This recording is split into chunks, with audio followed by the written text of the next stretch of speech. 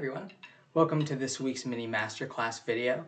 My name is Cameron Davis. I'm a percussionist pursuing his master's degree at Westchester University for percussion performance.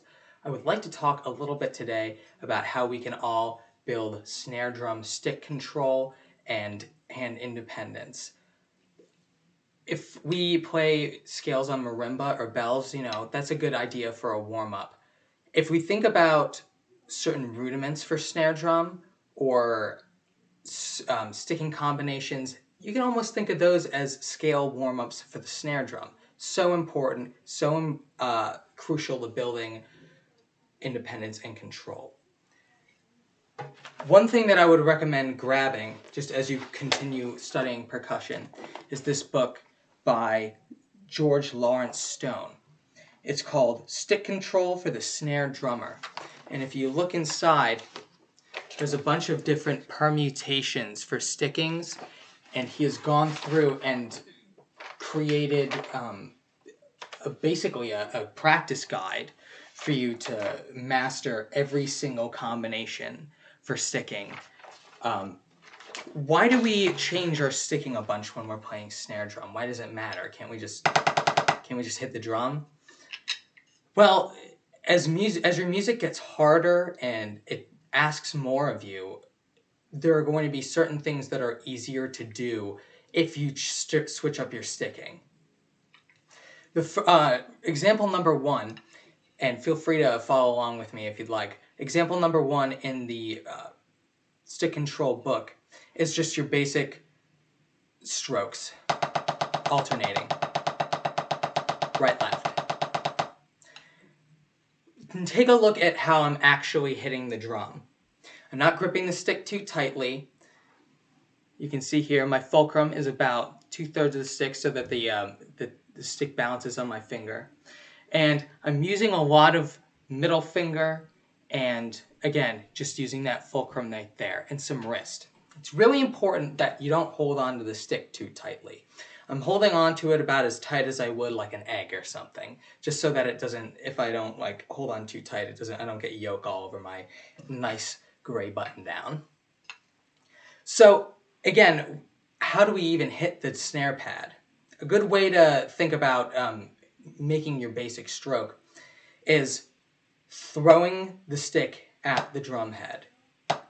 Notice I'm not holding on tightly and driving the stick into the head, right? That's not what we want. That's not going to produce a good sound. What will produce a nice, open, free, relaxed sound, and that's the key word, relaxed, is having loose wrists and just simply tossing the stick at the drum head, letting it rebound fully. And that's what we call a full stroke, when we start up here and hit and the stick ends right back up where it started. You can see that as you get more comfortable with this and your wrists are relaxed, your stick will actually kind of leave your palm here, and it's up to your fingers to catch it. I'm not even really holding on that much with my ring finger or pinky here. It's just mainly these three fingers. These back ones can rest on the back for just support and make sure it doesn't fly out and hit your aunt in the face or something. And the important thing is to do this relaxed. How do we get to be relaxed doing something like this? Humans weren't born to do this. It starts by, frustratingly, starting really slow. Take a couple of strokes. And once you feel that your arm is completely relaxed and limp, and you can do this all day, no problem, then you can start and kind of speed up a little bit.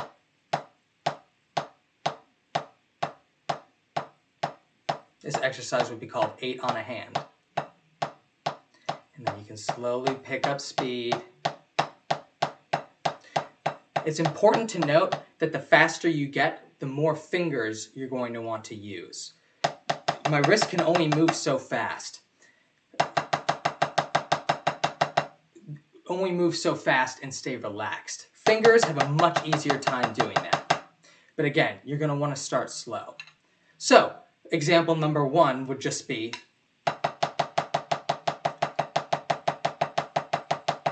right, left, alternating.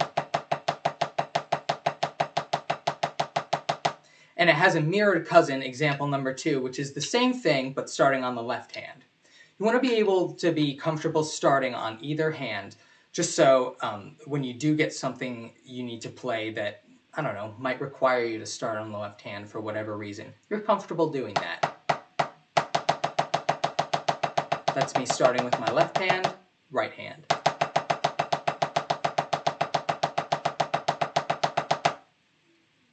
Example number 3 is something that, if you speed it up, we can call an open roll. I'm sure you've already experienced how to do a closed roll, which is, it's the same principle, but a much different approach. The idea is that we want to create a sustained sound on a drum, which normally has a very definite beginning and ending to its sound. So how do we do that? Well, rolls. An open roll, slowed way down, is this sticking. Right, right, left, left. Right, right, left, left. Right, right, left, left, right, right, left, left, right, right, left, left, right, right, left, left, right. And essentially, the more you speed it up, the more it's going to sound like one continuous sound, which is what we want. This is where the relaxed nature of the grip really comes into play. When you're doing an open roll, you really want to think about having that feeling of like throwing the stick at the drum. Very relaxed. You can even see the stick kind of bounces around in my hand. With the open rolls, when you start getting faster, try to use more arm. That it just helps with the bouncing nature of the roll. It's a double bounce, you see. Right, right, left, left. Ba-ba, ba-bum, ba-bum, ba-bum, ba-bum, ba-bum, left, left. Right, right, left, left. So I'm going to start really slow and slowly build up speed. Right, left, left.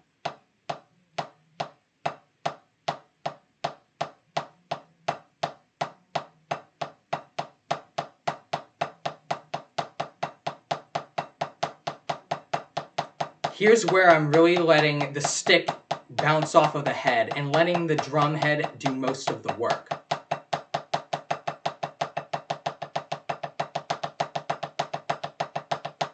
See how much arm I'm using? It's almost like a lever at my elbow.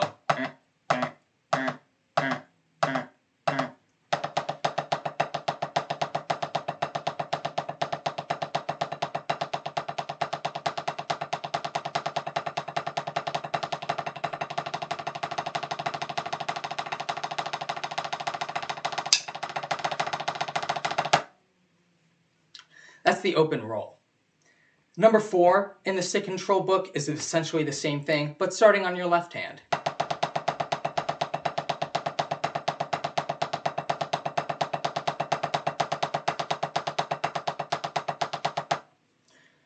When you're starting these out pretty slowly, it's not going to sound like a bounce. You're going to hear one note that's significantly louder than the other. The first one, right? And then the bounce is just a rebound. When we're doing slow open rolls, we want to kind of avoid that. So, on that second stroke after you've hit that drum, boom, boom, on that second stroke, it might, when you're going slowly, try thinking about yanking the stick up with your fingers a little bit. Bum, bum, bum, bum. See how I kind of grab it out of the air. Boom, bum, bum.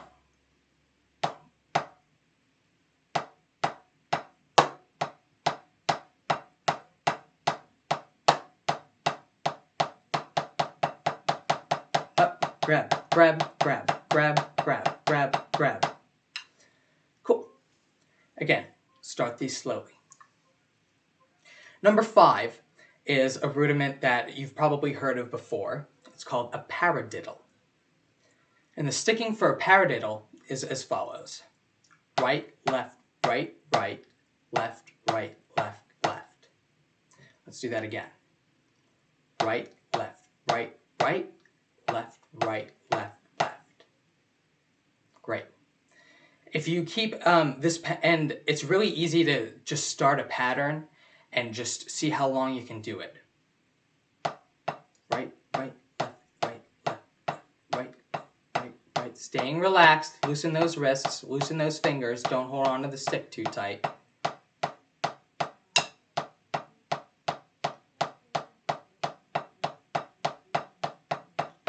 Dropping the drumstick onto the head.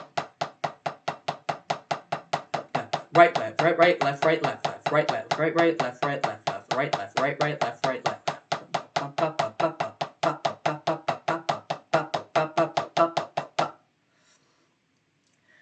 Now, the rest of these are kind of inversions on these stickings. Number 6, it gets a little trickier.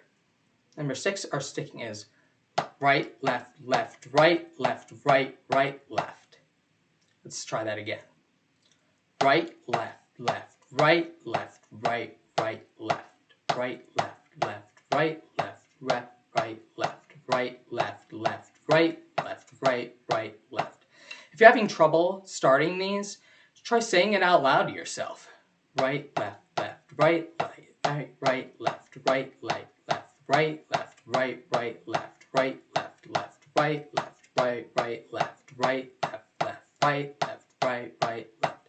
As long as you're staying relaxed, you can pretty much just zone out.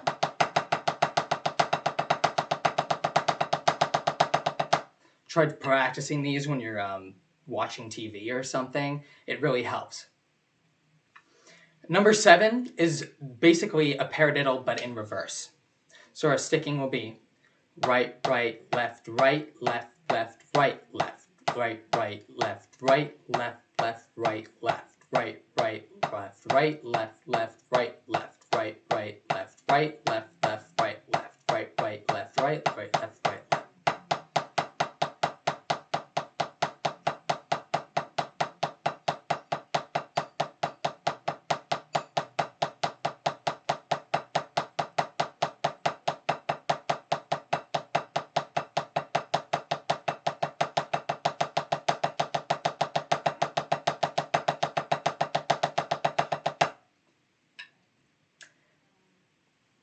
Number 8 is what I think is one of the trickiest ways, because the way it's notated, it kind of plays tricks on you.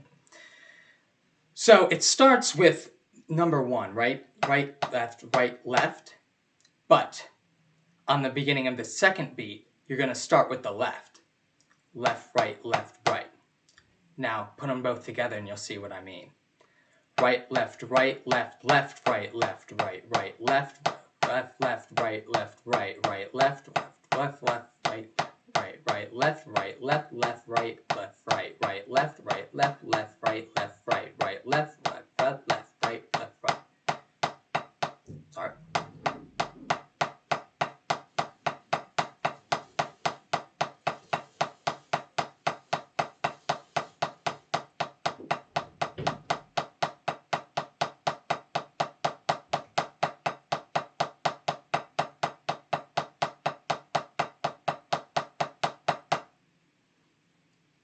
Number 9 will help you really hone in on using your fingers a little more and keeping your wrist relaxed. Number 9 is the sticking as follows. Right, right, right, left, right, right, right, left, right, right, right, left, right, right, right, left. The more notes in a row we play with a single hand, the greater our tendency is to tense up. It's so important that, again, you start these slow and build them up in speed. Right, right, right, left, right, right, right, left, right, right, right, left, right, right, right, left. A good challenge, and to make sure that you're doing these correctly, is to make sure that each hand sounds exactly the same as the other one. Meaning I shouldn't be able to tell a difference if you're playing with your right hand versus playing with your left hand. Right, right, right, left, right, right, right, left, right, right, right, left, right, right, right. So we're not hearing.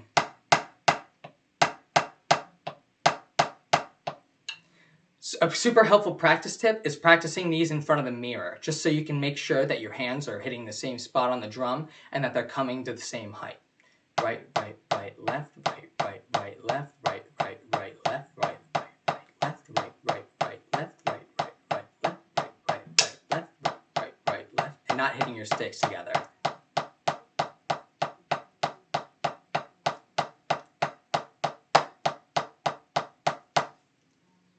Number 10 is the same thing, except we're starting with the left hand. Left, left, left, right, left, left, left, right, left, left, left, right, left, right, right, left, left, right, left, left, right, left, left, right, left, left, right. Number 11 is the inverse of that. So, we're still playing 3 notes with our left hand, but we're starting it off with our right. Right, left, left, left, right, left, left, left, right, left, left, left, right, left, left, left, right.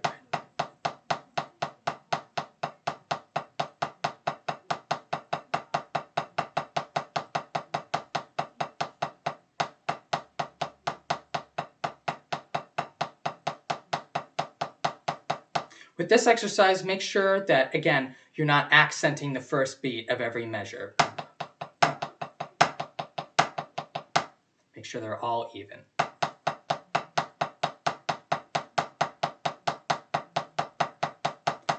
That left hand is coming up just as high as the right does.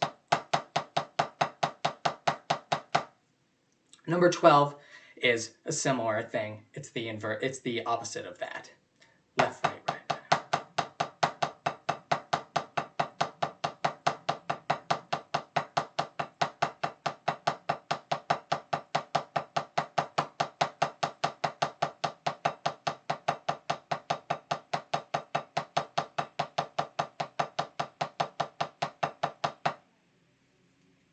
I'm going to skip ahead a little bit here. Number 16 is a helpful little exercise to get your hands moving and starting each beat on a different hand. So with number 16, it's as follows. It includes paradiddles and just regular open strokes. So 16 is this following sticking. Right, left, right, left, right, left, right, right. Left, right, left, right, left, right, left, left, right, left, right, left, right, left, right, right, left, right, left, right, left, right, left, left. It's important to keep in mind that you're starting the second half of that exercise on your left hand instead of your right hand. So, sped up a little faster, it should sound like this. Right, left, right, left.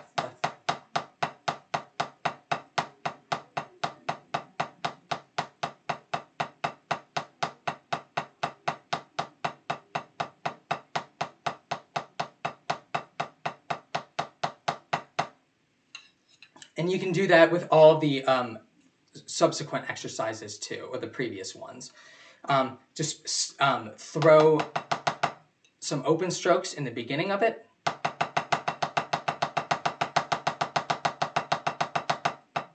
That was number 17.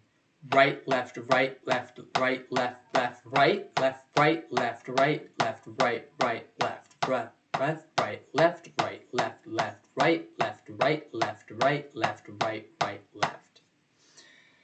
Some of these are going to be more tricky than others. Some you're going to need to take much slower than others.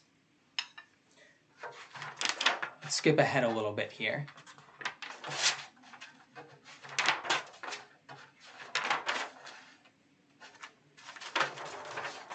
Here we are.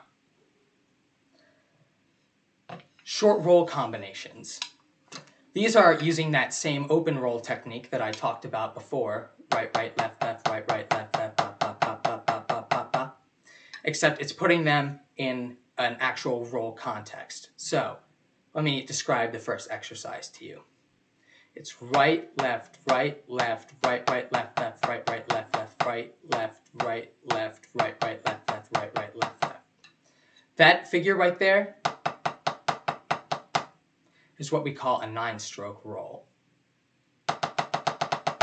It's because with that release note, there are 9 hand motions in all. 1, 2, 3, 4, 5, 6, 7, 8, 9.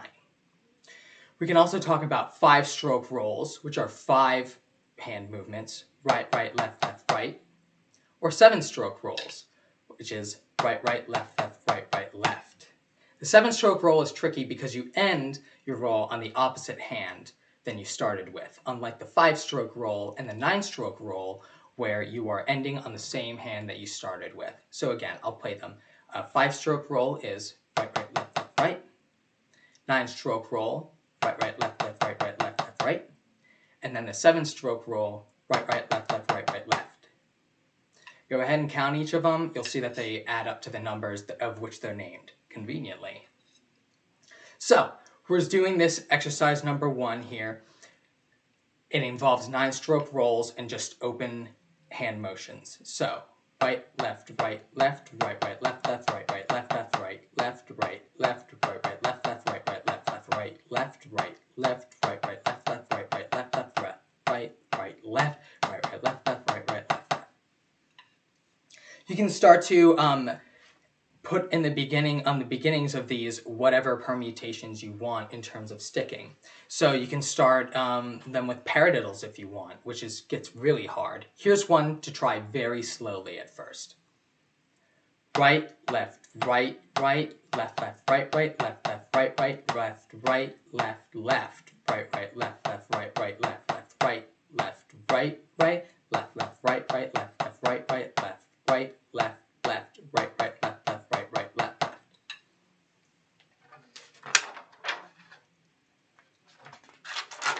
Let's talk about closed rolls. We just talked about the open stroke roll. But what about its counterpart, the concert closed roll?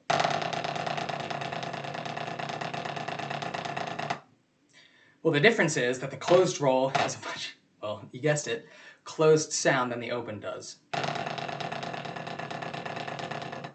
How do we practice our closed stroke roll? Well, first off, we want to practice our buzzes. And that means just holding the stick down to the drum head when it makes contact a little longer. You can see I get a nice short buzz there. And I don't know if you'll be able to hear it on camera, but in order to get a really good connected buzz roll, when that stick first makes contact with the head, lighten up a little bit in the afterthought so that the buzz lasts as long as possible. Let's see if you can hear a difference, and I'm sorry if you can't, but here's a regular buzz stroke, and here's a buzz stroke roll buzz stroke.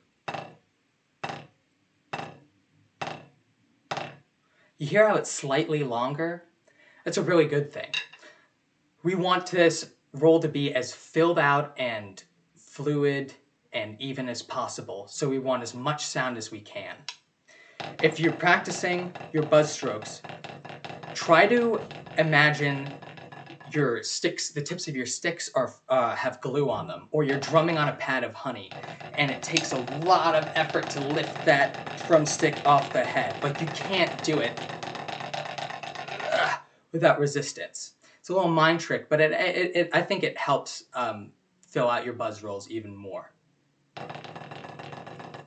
So, try to get each stick sounding exactly the same. And then once you've built up enough speed,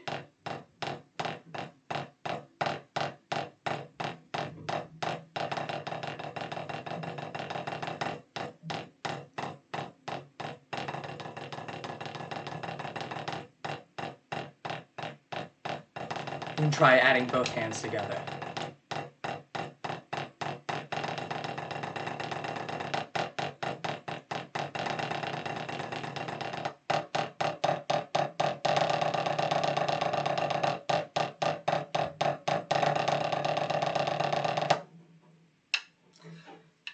I hope these exercises have been helpful for you. Again, the name of the book is Stick Control for the Snare Drummer by George Lawrence Stone. My name's Cameron Davis. Thank you so much for tuning into this week's mini masterclass. I'll see you later.